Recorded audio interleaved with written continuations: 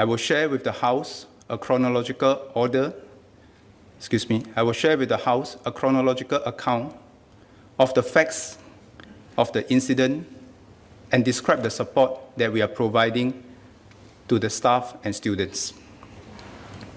I seek members' understanding that there are certain aspects of the incident that I cannot discuss as the matter is before the courts.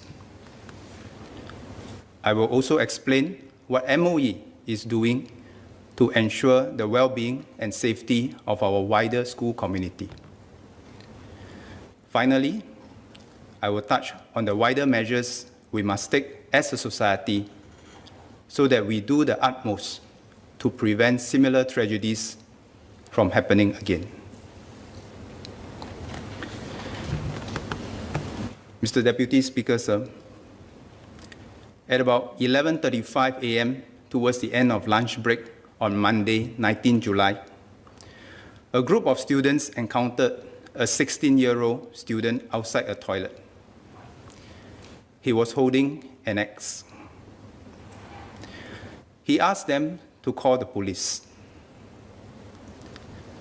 The students returned to their classroom immediately and called their teacher. Subsequently, the 16-year-old student made the same request to another group of students in the classroom next to the said toilet. The students' immediate response was to apply the emergency run, hide, tell, lockdown drill. They went into their classroom, locked the doors from within, and quickly called their form teachers for help. A teacher who first arrived at the scene instructed the 16-year-old student to put down the axe. He complied. He was then escorted away to a meeting room. Thereafter, other teachers called the police and checked the toilet where the 16-year-old was found outside. Upon receiving the call for assistance, police arrived within 10 minutes and took the 16-year-old student into custody. Police officers and SCDF paramedics dispatched to the scene found a 13-year-old student lying motionless in the toilet with multiple wounds. He was pronounced dead. Preliminary investigations revealed that the two students had not known each other before the incident, and the axe was purchased online.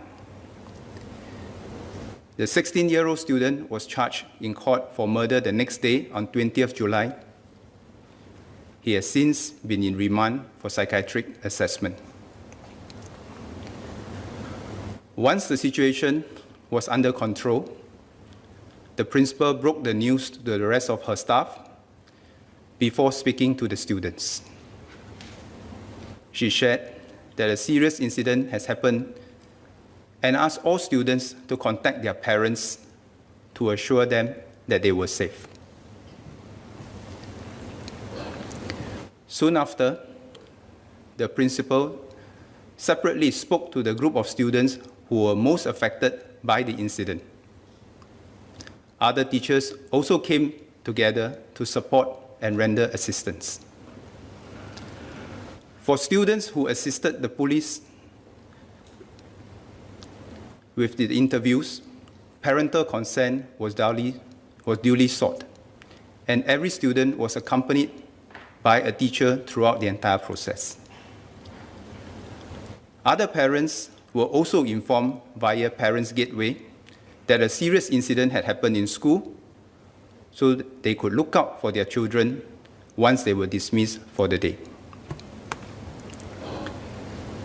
From 3:15 p.m., students were progressively dismissed, with teachers stationed at various gates to give students and parents assurance. By the same evening, parents were informed that a member of the RV family had passed away. The school advised parents to monitor the well-being of their child. Parents who were worried for their child's well-being were encouraged to contact their form teachers to work out ways to support their children, both at home and in school. Mr. Deputy Speaker, sir, MOE's immediate priority was to render full support to the school. On Tuesday, 20th July, we set up a Caring Actions in Response to an Emergency, or CARE post at RV to provide psychological support to students and staff who needed immediate help, though it was a non-school day. Since last Wednesday, a total of 98 MOE care officers and school counselors trained in psychological first aid and trauma management have put aside their regular duties to provide much-needed support at the care post.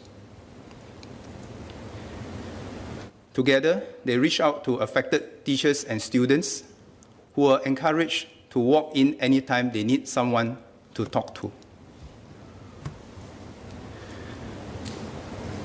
We know this incident has had a profound impact beyond River Valley High School.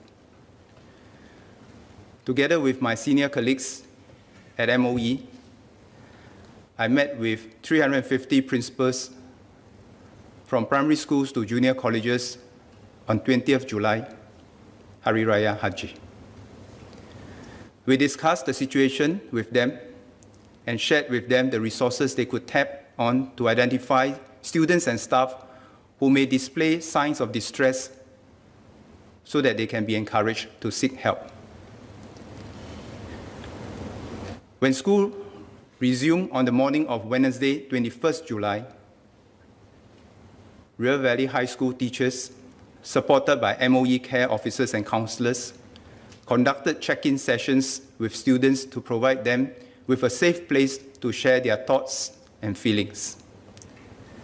Students who wished to could return home. Teachers called those who were not in school to check on how they were doing.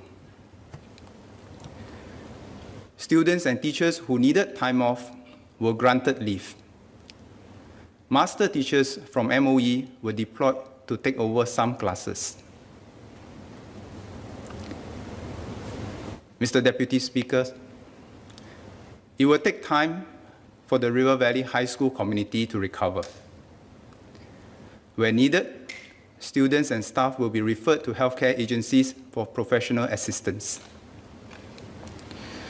Since the care post was open in the school, about 540 staff and students have sought support there.